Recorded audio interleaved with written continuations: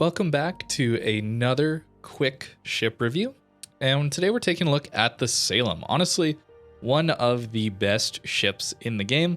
It's a really good time. You can get this ship for 240,000 coal and around 180,000 with the coupon. You're going to see the Salem pretty much matching the Des Moines identically in the upcoming charts, but just know they do play a little bit differently, even though they seem to fill out the stat sheet basically the same. First, let's talk about the reason you're going to get this ship. It really comes down to the guns. These guns are incredible. What really makes the Salem and Des Moines guns stand out really is their DPM and their pen. Having 203mm guns with this level of DPM is kind of ridiculous. They have the best 32mm penning HE DPM. It's important because most battleships at higher tiers have 32mm armor. The HE is also near the best fires per minute. And of course, we can't leave here without talking about the AP. They have some incredible AP DPM, as you can see. However, the pen is really low for a ship that seems to be well known for its armor piercing. And that comes down to the pen angles. This makes the Des Moines and Salem AP easily some of the best armor piercing shells of any tier 10 cruiser. This all sounds amazing so far, right? So what's the catch? Well, it comes down to the range and the shell flight time. These guns don't have a lot of range. Honestly, some of the lowest range out of any 203mm equipped cruiser. And on top of that, some of the slowest shells of any ship, including some of these lighter cruisers, meaning your DPM is incredible, but it's difficult to make use of that at longer ranges. At closer ranges, of course, you are a beast. This ship is almost unbeatable, assuming you don't overmatch its bow or upper belt armors. Any cruiser really does struggle against this thing outside of itself. The AP pen angles are just too good, and of course, if it's a ship that just goes bow in, you usually have enough HE DPM to just kill them anyway. This is different when you face yourself, and this is what I think most Des Moines and Salem players will find very frustrating.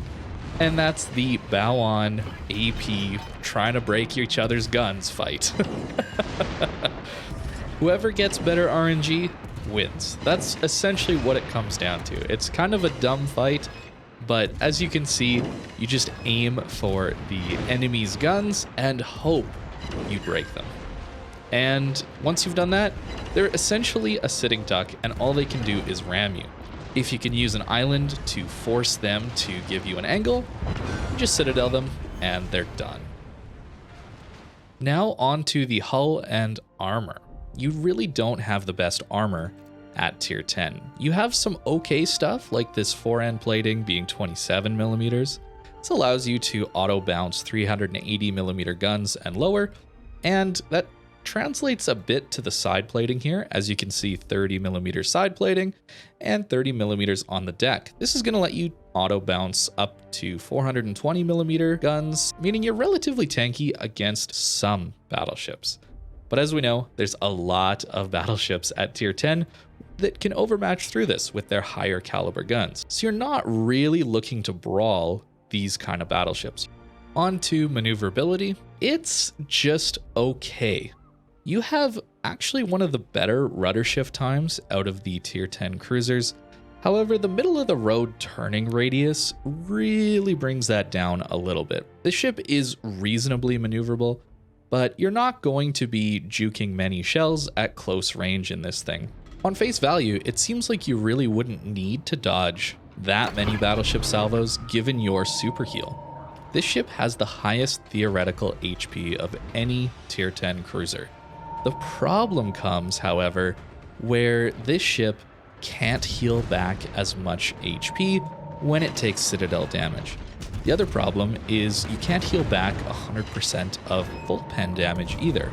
So you're not going to be making use of all the healing the Salem has on offer. And lastly, we need to talk about speed and concealment. It's just okay here. You're fast enough and concealed enough that you can flank and that you can push yourself into relatively risky positions given some island cover, but you're not going to be the fastest flanking ship, and you're certainly not going to sneak through narrow gaps and get away with it given the concealment is just okay. And the last major thing we need to talk about when it comes to Salem is its radar.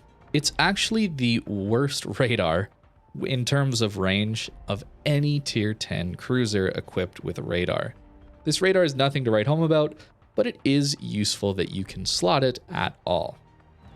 Again, I'm not really going to touch on the anti-aircraft of a lot of these ships, as I feel most ships in this game don't have enough AA to reasonably rely on it.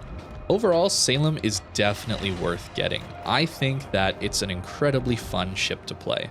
The super heal allowing for extra aggressive positioning and potentially running some more DPM focused builds instead of taking range mod. I think the reason you wouldn't get the Salem, it just comes down to not being unique enough. This ship is great as a ship, but it's too similar to the Des Moines if you're someone looking for an alternative playstyle. Thank you for watching my review on this ship, and let me know in the comments below if you have this ship, what do you think of it? I really enjoy it. In fact, some of the clips you've seen are from one of my best games I've ever played. And that's going to be coming very soon on this channel as the full match. So look forward to that in the coming days. And again, thank you very much for watching, and I hope you have a great rest of your day.